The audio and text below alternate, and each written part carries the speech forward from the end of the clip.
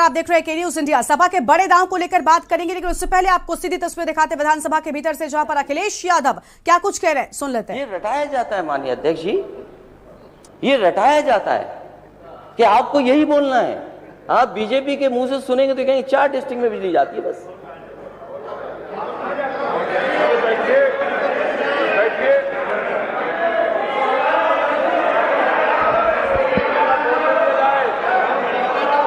नहीं, कोई बात नहीं। बिजली गई थी, सरकार की थोड़ी गर्मी निकल गई और अपनी गर्मी निकालने के लिए कुछ अधिकारी सस्पेंड कर दिए, उनकी गर्मी निकाल दी शायद। गर्मी तो यही मानूं मैं, और गर्मी को अगर मैं मानूं तो गर्मी खत्म नहीं हो सकती, गर्मी नहीं खत्म होती। मान लीजिए बनारस का चुनाव था, एमएलसी का चुनाव हुआ, बीजेपी ने अपना प्रत्याशी उतारा, वहां निर्दलीय जीत गया, वहां बीजेपी की गर्मी निकल गई।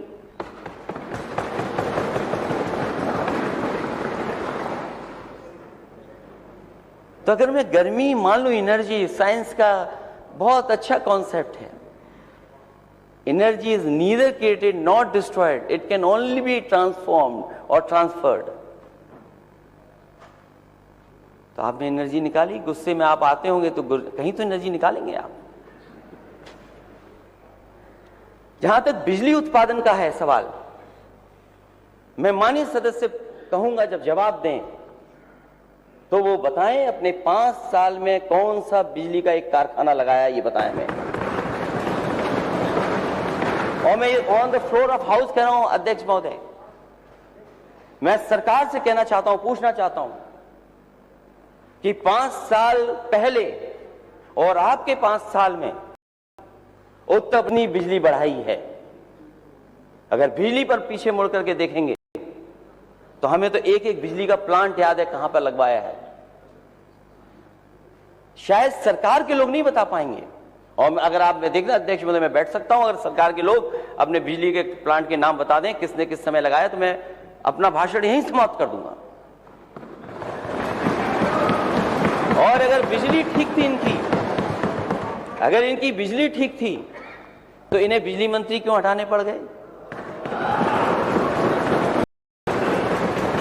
और मैं यूं कहूं कि इनकी गर्मी निकाल दी इन्होंने। भाई मंत्री हटने से ही गर्मी निकली, ये खराब शब्द नहीं है, अब अच्छा शब्द हो गया। ये शब्द कौन इस्तेमाल कर रहा है, वहीं से एनर्जी पता लग रही है। उत्तर प्रदेश में जिस समय, हालांकि पुरानी बहुजन समाज पार्टी सरकार के समय एमओयू था ललितपुर के पावर प्लांट का, उस समय सबसे बड़ी किल्लत थी बिजली की। इसी हाउस में हम लोगों ने प्रस्ताव पास कर करके उसको आगे बढ़ाया। वो 3x660 super critical thermal plant बन रहा है। अभी तो मुझे पता नहीं, एक यूनिट बनकर के तैयार है, दूसरी यूनिट कब बनी होगी, सरकार ने बनाई कि नहीं बनाई। आपके हरदोगंज का प्लांट अगर किसी ने दिया है, माननीय मुख्यमंत्री जी वहां गए थे नेता सदन, शायद उनको बताया गया होगा कि पुरानी सरकार की योजना थी, पुरानी सरकार ने ये खड़ा किया बनाकर। एनटीपीसी के बहुत सारे पावर प्लांट बंद पड़े थे, जिन पर बहुत सारे लैंड एक्विजिशन को लेकर के बहुत सारे इश्यूज थे। समाजवादी सरकार बनी, अध्यक्ष महोदय, टांडा का बिजली का प्लांट एनटीपीसी का क्लियर अगर किसी ने कराया तो वो समाजवादी सरकार थी, जिसकी वजह से वहां पर 660 सुपर क्रिटिकल थर्मल प्लांट लग करके तैयार हो गया। और अगर जानना चाहें तो और भी बता सकता हूं मैं।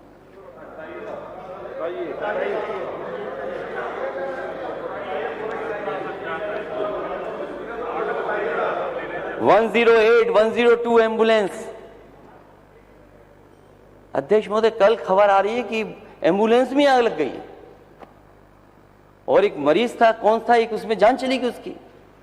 ये मेंटेनेंस है सरकार का। अगर 108 में, 102 में जो हमारी इमरजेंसी सर्विस है, उसकी हालत क्या कर दी। उनके 9000 ड्राइवर हैं, जो कोरोना के समय पर काम कर रहे थे, उन्होंने अपनी परवाह नहीं की, अपने परिवार की परवाह नहीं की। उन्होंने परवाह की अगर किसी की तो वो उत्तर प्रदेश की जनता की। वो 108 रोके नहीं, लेकिन आज पता लगा कि सब ड्राइवर हटा दिए गए हैं। पता लगा है कि रात में चलती नहीं एम्बुलेंस। मैं इस सरकार से जानना चाहता हूं कि कम से कम 5 साल में आपने एम्बुलेंस कितनी बढ़ाई? Cancer hospital, cancer research institute, Lucknow में बेहतरीन कैंसर रिसर्च इंस्टीट्यूट बना है, और वो ऐसा इंस्टीट्यूट था कि अगर बंद करके चालू हो जाता, तैयार हो जाता और चालू कर देती सरकार, तो हमारे उत्तर प्रदेश के गरीबों को बंबई, गरीबों को दिल्ली नहीं जाना पड़ता, यहीं पर इलाज हो जाता। उसमें बेहतरीन से बेहतरीन मशीनें हैं, अच्छे से अच्छा इंफ्रास्ट्रक्चर क्रिएट किया, लेकिन सरकार का पता नहीं क्या किया सरकार ने। कैंसर हॉस्पिटल वैसा का वैसा ही है। प्राइवेट में इन्वेस्टमेंट के लिए मेदांता अस्पताल आया, नोएडा, ग्रेटर नोएडा में मेट्रो आई, समाजवादी पेंशन बड़े पैमाने पे महिलाओं को देते थे, 45 लाख से 50 लाख तक लेकर के गए। मुझे नहीं पता है माननीय अध्यक्ष महोदय, सरकार ने अगर कहीं लैपटॉप डिस्ट्रीब्यूशन किया भी होगा, लेकिन उत्तर प्रदेश में समाजवादी सरकार ने वर्ल्ड क्लास बच्चों को पढ़ने के लिए लैपटॉप देने का भी काम किया। कामधेनु डेयरी योजना चलाई, लेकिन इस सरकार ने उस पर भी ध्यान नहीं दिया, वो भी लगभग बंद हो गई हैं। पूर्वांचल एक्सप्रेस वे और कानपुर मेट्रो, जिसका श्रेय भाजपा सरकार ले रही है, ये भी समाजवादी सरकार के प्रोजेक्ट थे। ये आपके प्रोजेक्ट नहीं थे नेता सदन, नहीं नेता सदन, ये प्रोजेक्ट आपके नहीं थे, ये समाजवादी सरकार के दिए हुए। और पूर्वांचल का इसलिए दिया था, हमारे माननीय सदस्य यहां बैठे होंगे पूर्वांचल एक्सप्रेस वे के आसपास और उस इलाके से जुड़ने वाले लोग, और हमारे साथ मंत्री भी थे, कुछ लोग मंत्री भी थे। उन्हें याद होगा बजट दिया गया, अलाइनमेंट किया गया, और इसी विधानसभा के सामने उसका शिलान्यास हुआ। लैंड एक्विजिशन हो गई और किसानों से करार हो गया, सहमति बन गई कि जमीन देने के लिए तैयार थे किसान। और मुझे खुशी है इस बात की, हम समाजवादियों को इस बात की खुशी है कि जहां कहीं भी लैंड एक्विजिशन के लिए गए होंगे समाजवादी लोग, एक भी किसान आंदोलन नहीं किया होगा, एक भी किसान धरने पे नहीं बैठा, क्योंकि हमारा जो लैंड एक्विजिशन कराने का तरीका था वो किसानों की मदद करके था, और सर्किल रेट बढ़ा करके उनको मुआवजा देने का काम अगर किसी ने किया तो समाजवादियों ने ऐतिहासिक एक्सप्रेसवे के लिए लैंड एक्विजिशन करा करके दिखाया। अगर पूर्वांचल एक्सप्रेसवे समाजवादियों का नहीं था तो किसका था? आप और बना देते ऐसा एक्सप्रेसवे जहां पे हवाई जहाज उतर जाते। अगर समाजवादियों ने न बनाया होता तो शायद देश के प्रधानमंत्री सड़क पर नहीं उतर पाते। अगर वो डिजाइन किसी की थी, वो समाजवादियों की डिजाइन थी।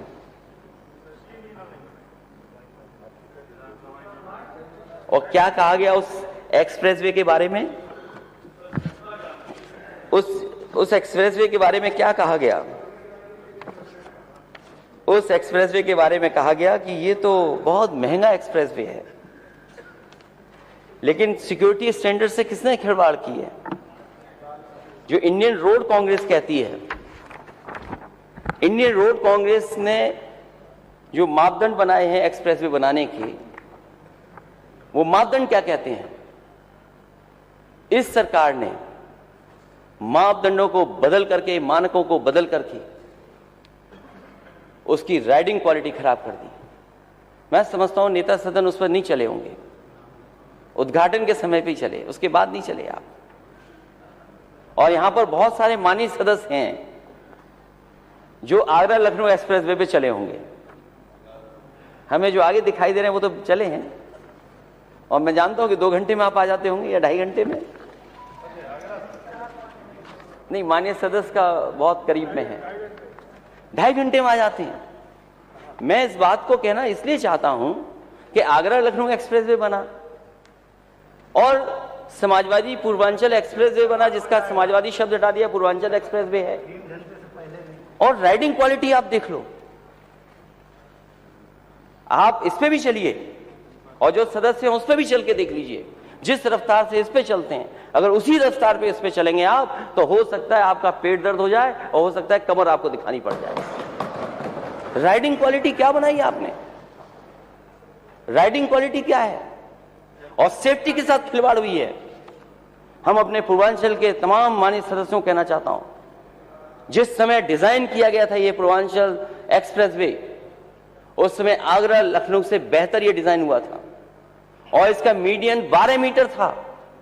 मैं तो नेता सदन से कहूंगा कि वो डॉक्यूमेंट देखें और जो डॉक्यूमेंट बदला गया, मीडियन कितना था उसके अंदर, बताओ 12 मीटर मीडियन था कि नहीं था? क्योंकि आपको पुरानी सरकार को कहना था कि ये सरकार तो खराब वाली सरकार है, खराब काम करती है। देखो, वो जनता वाली बात मत करो, इसलिए मत करो, इसलिए मत करो, इसलिए मत करो, इसलिए मत करो, इसलिए मत करो।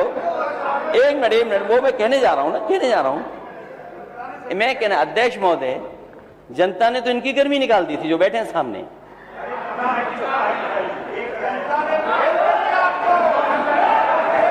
नहीं निकली,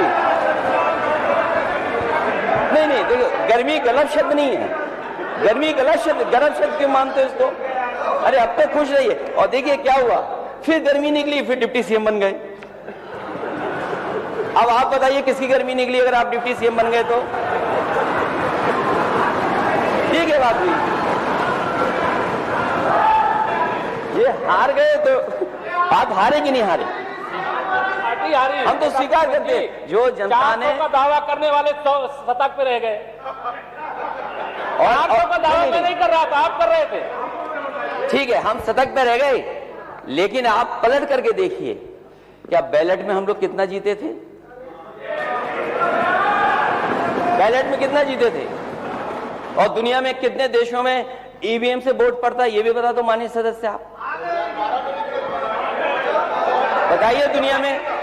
आप माननीय नेता प्रतिपक्ष, माननीय अध्यक्ष जी, नेता प्रतिपक्ष जी अगर उत्तर जानना चाहते हैं, बैलेट से पेपर जब 2012 का चुनाव हुआ था तो ईवीएम से हुआ था, तब अच्छे हो गए। मतलब असत्य बोल करके, जनता के बीच में ऐसी बातें रख करके 300 यूनिट बिजली फ्री देके सब नकार दिया। अध्यक्ष महोदय बोले, मैं अभी बोलूंगा आपके। अब तो लगता है थोड़ी गर्मी निकली, अभी गर्मी और निकलनी बाकी है इनकी।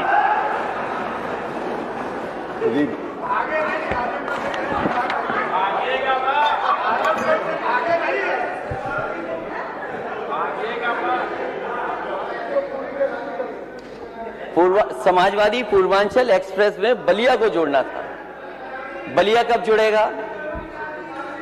अध्यक्ष महोदय, एक और डिप्टी सीएम भाग गया था। अभी तो बहुत बातें हैं, अभी बहुत सी चीजें रखी हैं। अध्यक्ष महोदय, जो पूर्वांचल एक्सप्रेस वे बनना था, बलिया अभी तक नहीं जोड़ा गया। और जिस गांव तक, आखिरी गांव तक समाजवादी सरकार में लैंड एक्विजिशन हुआ था, उससे आगे लैंड एक्विजिशन नहीं हुआ। और हमारे माननीय सदस्य जानते होंगे कि जिस गांव में आखिरी पूर्वांचल एक्सप्रेस जुड़ता है,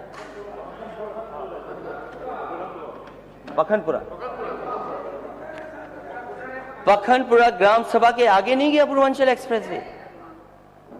मैंने एक अधिकारी से पूछा कि आखिरकार ये एक्सप्रेसवे अगर बिहार चला जाता तो न केवल यूपी की कनेक्टिविटी बढ़ती, बल्कि बिहार और बंगाल से जो लोग आ रहे हैं उनकी कनेक्टिविटी बढ़ जाती, और तो न केवल उत्तर प्रदेश को उसका लाभ मिलता, बल्कि देश की अर्थव्यवस्था को लाभ मिलता। लेकिन 5 साल नेता सदन, आपको किसी ने नहीं बताया कि बिहार से भी जुड़ सकती है सड़क, या गाजीपुर हाजीपुर वाले एक्सप्रेसवे से जुड़ सकती है। अगर ये डिजाइन आपने किया होता तो आप शायद लैंड एक्विजिशन आगे भी करते। और लैंड एक्विजिशन मैंने आगे इसलिए नहीं की थी क्योंकि मैं जानता था दिल्ली में सरकार दूसरी है, दिल्ली की सरकार दूसरी है और NHAI के करीब अगर आप आ जाते हैं तो दूसरी सड़क को परमिशन नहीं मिलती, NOC नहीं मिलती। हो सकता था कि दिल्ली वाले NOC न देते और उलझा देते, इसलिए उतने 12-18 किलोमीटर मैंने छोड़ दिया।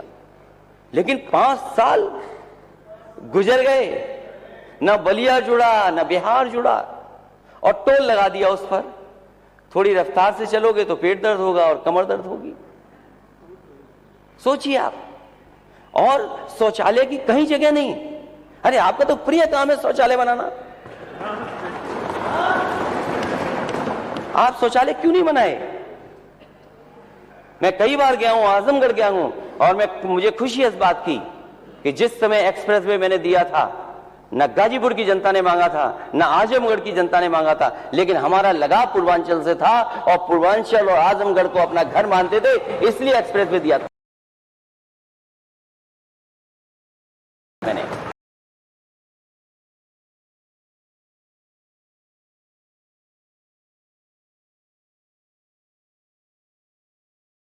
हमारे घोषणा पत्र में नहीं था, लेकिन दिया हम लोगों ने। जगह ना चाहे वो मैं जब उसको यूज करना चाहता को लेकर के वो करा रहा है, तो जब उसने मुझे देखा तो घबरा गया कि माफी, गलती होगी। मैंने कहा कि आप ऐसा मत करिए। मैंने कहा ये गलती हमारी है। अरे रुक जाओ भाई यार, क्या बच्चे नहीं है आपके घर में? क्या जो बात कहने जा रहा हूं वो तो सुन लो कम से कम। नहीं, अध्यक्ष महोदय, कुछ काम की बात कह रहा हूं, जो सुझाव दे रहा हूं इस पे। मैंने उससे कहा कि घबराने की जरूरत नहीं है, ना माफी मांगने की। ये गलती हमारी है कि हमने डिजाइन गलत किया कि बच्चों के लिए वॉशरूम जाने के लिए जगह अलग से नहीं बनाई।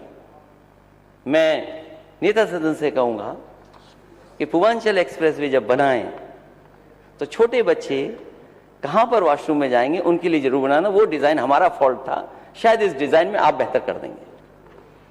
ये सुझाव था, अगर ये सुझाव गलत है तो वापस ले लूं मैं। बताओ माननीय सदस्य।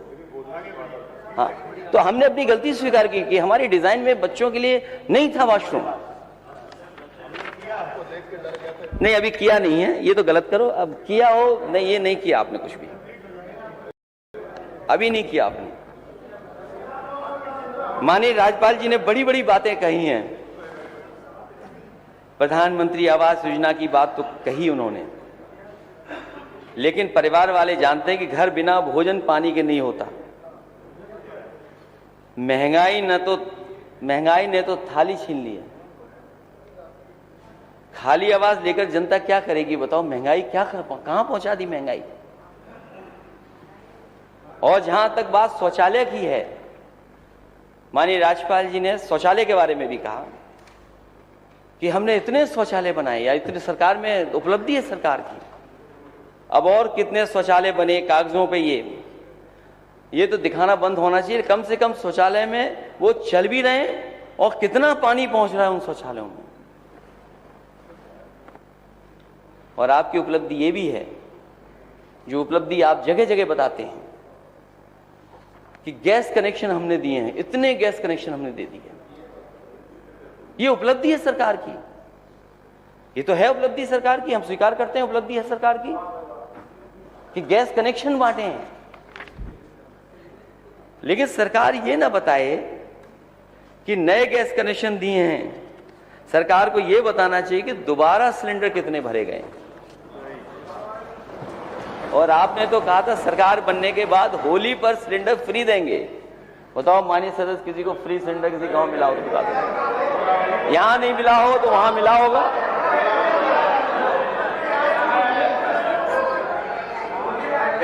केवल उन्हीं लोगों के लिए था जिन लोगों को उज्ज्वला गैस में कंट्रैक्ट से मिला। ये योजना वही है माननीय मंत्री। देखिए माननीय मंत्री ठीक कहा गया। माननीय मंत्री जी, आप भी कोई और दूसरे कनेक्शन नहीं बताते हो, आप केवल उज्ज्वला वाले कनेक्शन बताते हो। दूसरे कोई कनेक्शन बताते हो तो बता दो हमें। तो उज्ज्वला कनेक्शन है ना, उज्ज्वला योजना के बाद। तो माननीय सदस्य जब इतना बता रहे हो तो माननीय सदस्य ये भी बताना कि दोबारा कितने लोगों ने भरवाया है।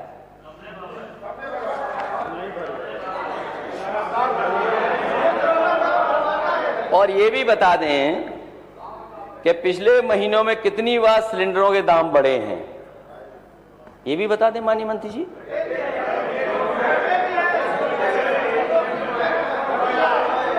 माननीय मंत्री जी ये भी बता दें सिलेंडर की कीमत कितनी बढ़ी है। सरकार बेरोजगारी के आंकड़े बताती है, आंकड़े हम नहीं बताना चाहिए इनको।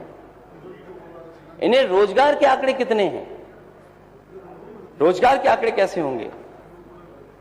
और फिर जब हर जगह बुलडोजर चल ही रहा है तो टॉप 10 माफियाओं की सूची अभी तक क्यों नहीं आई। कम से कम सरकार टॉप 10 सूचियों को सूची जारी करे कि टॉप 10 सूचियां कहां हैं, टॉप 10 माफिया की सूची कहां है। और फिर जो बात आपने अपने घोषणा पत्र में कही थी पिछले 5 साल में, पिछले 5 साल के लिए, 1 साल में सभी खाली पुलिस पदों को भरा जाएगा, गन्ना किसानों का 15 दिन में भुगतान किया जाएगा। बताओ हमारे किसान भाइयों का गन्ना भुगतान कितना बकाया है।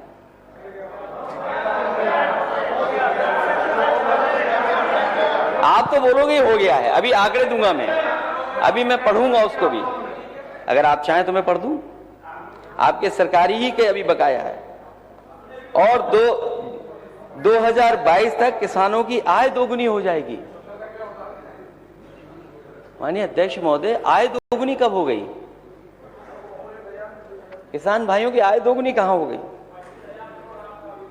और किसानों को नील गाय और आवारा जानवरों से, मैं आपके घोषणा पत्र की कह रहा हूं, मैं अपनी तरफ से नहीं कह रहा हूं। किसानों को नीलगाय और आवारा जानवर से सुरक्षा क्या दी है बता दो। हमारे माननीय सदस्य बगल में बैठे हैं। एक ही विधानसभा में अभी तक 15 लोगों की जान जा चुकी है और किसी भी गरीब किसान की मदद नहीं की। अगर किसी गरीब की मदद की हो तो बता दो आप। और मैं तो कहूंगा सरकार से, वो सरकार के पास आंकड़े होंगे। हम सरकार में नहीं आए, लेकिन हमने अपने मैनिफेस्टो में लिखा था कि अगर कोई भी गरीब या किसान की खेत में जानवर के वजह से जान जाएगी, सांड के मारने से जान जाएगी, तो उस गरीब परिवार की मदद करेंगे। मैं चाहूंगा कि सरकार ऐसे तमाम गरीब परिवारों की मदद करे। और अगर सूची मंगाना चाहे तो ये हमारे विधायक हैं, माननीय विधायक हैं, ये अपनी अपनी विधानसभा की सूची दे देंगे। इन्हीं की विधानसभा में 15 लोगों की जान गई है। संदीप कुमार उनकी जान चली गई, बाबा दीन उनकी जान चली गई, वैजनाथ रावत उनकी जान चली गई, विनय कुमार शुक्ला उनकी जान चली गई, रामराज नाई उनकी जान चली गई, भूपेंद्र दुबे की जान चली गई, चंद किरण जान गई, धर्मेंद्र राम अंजेर यादव, ओम प्रकाश गुड्डू, राम केवल यादव, स्वामी दयाल चौरसिया, देवी प्रसाद पासी, चुन्नीलाल, हीराराम पासी। ये गलत सूची नहीं है, ये केवल इनकी विधानसभा मिल्कीपुर की है। और फिर इस सवाल को न केवल हमने उठाया, देश के प्रधानमंत्री जी ने भी उठाया। तो सरकार को ये कम से कम बताना चाहिए कि जो गौशालाएं हैं और जो सड़कों पर खुले जानवर घूम रहे हैं, उनकी देखभाल के लिए सरकार के पास योजना क्या है और ठोस योजना क्या बनाई है। 5 साल में 70 लाख रोजगार सृजित किए जाएंगे, नौकरी नहीं रोजगार सृजित किए जाएंगे। सभी छात्रों को मुफ्त लैपटॉप दिया जाएगा, क्योंकि अब ये सरकार कहेगी मेरी पुरानी बात हो गई, अभी नई सरकार आ गई, पहले आंख बंद कर ली फिर आंख बंद कर लेंगे। हर घर को मिलेगी 24 घंटे बिजली। जब विधानसभा में ही ट्रिप हो गई, 10 विश्व स्तरीय विश्वविद्यालय स्थापित किए जाएंगे।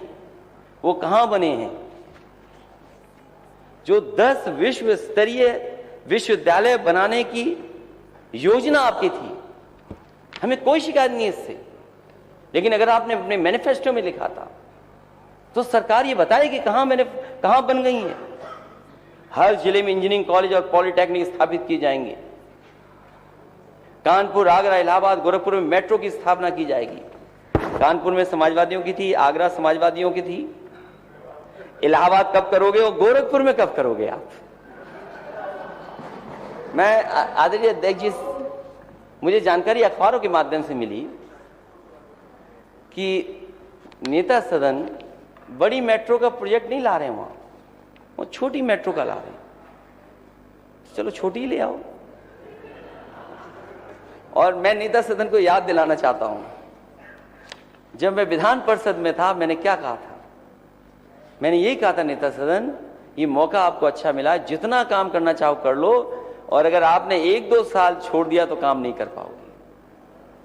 और मुझे याद है जब आप झांसी गए थे तो मुझे लगा कि नेता सदन शायद मेट्रो झांसी में भी चला देंगे और गोरखपुर में भी चला देंगे, लेकिन 5 साल से इंतजार कर रहे हैं गोरखपुर के लोग भी और झांसी के लोग भी, ये मेट्रो कब चलेगी। बनारस का मैंने डीपीआर बना दिया था, अब वो बात आपकी इंटरनल लड़ाई है, उसमें मैं कुछ नहीं कर सकता। ये इंटरनल कुछ ऐसी बात हो तो उसके लिए मैं कुछ नहीं कर सकता। अध्यक्ष महोदय और नेता सदन ये बात जानते होंगे कि पूरा डीपीआर तैयार हो गया था बनारस के मेट्रो का, लेकिन क्योंकि सरकार समाजवादियों की नहीं बनी इसलिए मेट्रो नहीं चालू कर पाए, और समाजवादियों की बनी होती तो देश के प्रधानमंत्री उनके क्षेत्र में भी मेट्रो चला दी होती समाजवादियों, क्योंकि अंडरग्राउंड केबलिंग का समाजवादी सरकार में हुआ है काम। एक माननीय सदस्य थे, वो भी मैं याद दिला दूं, एक माननीय सदस्य धरने पे बैठ गए थे बनारस में, बहुत ही बुजुर्ग और बहुत ही सम्मानित माननीय सर श्यामदेव राव चौधरी जी, वो धरने पे बैठ गए। उन्होंने कहा कि 24 घंटे बिजली नहीं आएगी तो मैं धरने से नहीं उठूंगा। वहाँ के जिलाधिकारी उन्होंने मुझे सूचना दी, मैंने कहा बहुत सम्मानित ही माननीय सदस्य हैं, इनको बुलाइए, मैं बात करूंगा। वो जब मिलने आए, आज हमारे बीच में नहीं है लालजी टंडन जी, वो भी आए थे उनके साथ, तो दोनों से मेरी बातचीत हुई और मैंने कहा क्यों आप धरने पे बैठे? बोले हम 24 घंटे प्रधानमंत्री जी के क्षेत्र में बिजली चाहते हैं। मैंने उनसे केवल एक निवेदन किया था कि अगर आप बिजली चाहते हैं तो केवल उत्तर प्रदेश का बिजली का कोटा बढ़वा दो, आज ही से प्रधानमंत्री के क्षेत्र में 24 घंटे बिजली होगी। ये बात अगर गलत है तो आप बताइए, नेता सदन ये जानकारी कर लें उसमें चाहे, लेकिन कोटा बिजली का आज तक नहीं बढ़ा। और मैं तो नेता सदन को सुझाव दूंगा, ये जो गंगा एक्सप्रेस वे बना रहे हैं, जब सरकार यूपी से बनती है दिल्ली की, तो दिल्ली वाले आपके साथ भेदभाव क्यों कर रहे हैं?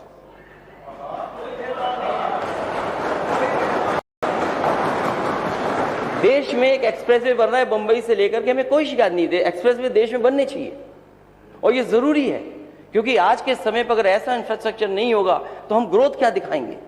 अगर हमें ग्रोथ चाहिए, नौजवानों को नौकरी चाहिए, तो शायद हमें वैसे इंफ्रास्ट्रक्चर चाहिए होगा। तो मुंबई से लेकर के बहुत बड़ा एक्सप्रेसवे बन रहा है, दिल्ली मुंबई एक्सप्रेसवे, उसके लिए तो दिल्ली पैसा दे रहा है, ये मैं मदद कर रहा हूं। आप भी गंगा एक्सप्रेसवे के लिए दिल्ली से पैसा लीजिए, क्यों नहीं लेते हैं आप? अगर 1 लाख करोड़ रुपया वहां मिल सकता है तो 50,000 करोड़ क्या उत्तर प्रदेश की जनता के लिए नहीं मिल सकता क्या? और हम तो कहेंगे आपसे कि दूरी मत काटो उसकी, उससे और शहर जोड़ दो। और हमारे पार्लियामेंट के मंत्री जी, माननीय हमारे मंत्री जी बहुत समझदार हैं, इन्होंने एक्सप्रेसवे सीधे शाहजहांपुर ले गए और फिर लौटा के ला रहे हैं वापस। है आप अपने लिए अलग से एक कट बन जाता, ठीक था, पता नहीं डिजाइन क्यों करवा लिए। अगर एक बात गलत है क्या? एक्सप्रेस वे आ रहा है, ये अपनी तरफ ले गई हूं और फिर वापस आ रहा है, इसलिए अध्यक्ष जी मैं मदद कर रहा हूं इनकी।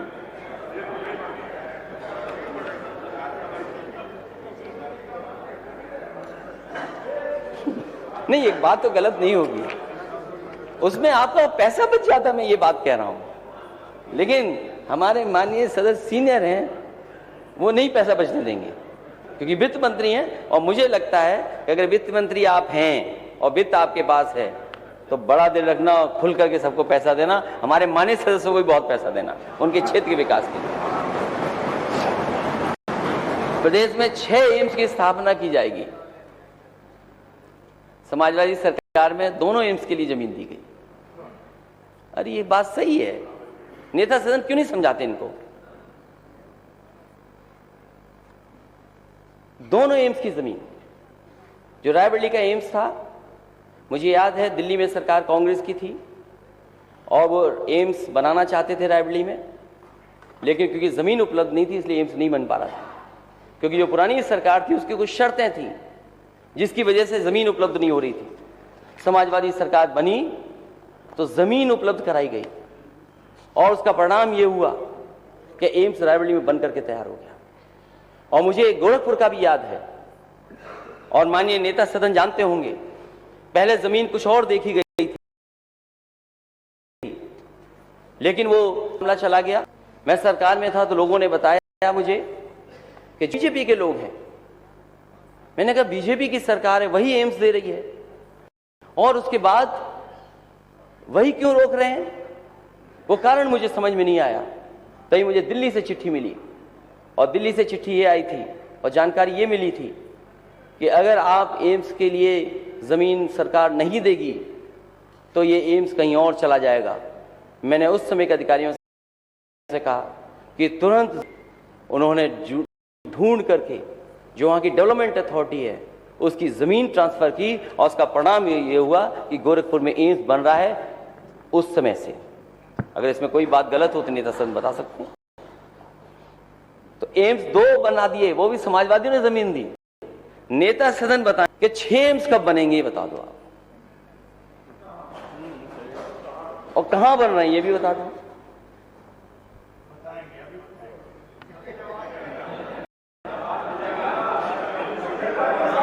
और डॉक्टरों के सब पद खाली हैं। नहीं वो बताएंगे, इसलिए ये गलत बात नहीं है, बताएंगे। वो जानते हैं कि सच क्या है, क्योंकि सच बता दिया गया, पोल खुल गई है कि समाजवादियों ने जमीन दी थी दोनों की, तो इसलिए वो बता रहे हैं कि बताएंगे तो अच्छी बात है, बताएंगे। तो हम तो चाहते हैं कि 6 एम्स बने यूपी में, ये कोई गलत बात थोड़ी है। और जो जीडीपी रही है वो उसके बारे में क्या इन्वेस्टमेंट आया आपकी सरकार में, मैं जीडीपी के बारे में कह दूं एक बार, जो आंकड़े बताते हैं आपकी सरकार में समाजवादियों की सरकार से भी नीचे एक जीडीपी है। अब वो बहाना कोरोना का भी लिया जा सकता है कि 2 साल कोरोना था, लेकिन कोरोना के साल को हटा दें हम, उसके बाद भी ऑन रिकॉर्ड जो आरबीआई का डेटा है उसमें समाजवादियों की सरकार के जो जीडीपी था, ग्रोथ रेट, उसका मुकाबला नहीं कर सकती है सरकार। आरबीआई के अनुसार वित्तीय वर्ष 2018 से वित्तीय वर्ष 2020 के दौरान यूपी की प्रति व्यक्ति आय केवल 2.99% बढ़ी थी। ये इसी अवधि के दौरान राष्ट्रीय औसत 4.6% से बहुत कम है, और वित्तीय वर्ष 2013 से वित्तीय वर्ष 2017 के बीच समाजवादी पार्टी सरकार के दौरान दर्ज की गई 5% विकास दर से भी बहुत कम है। इसलिए मैं कहना चाहता हूं वो आंकड़ों में भी आप मुकाबला नहीं कर सकते। मैं ये भी जोड़ना चाहता हूं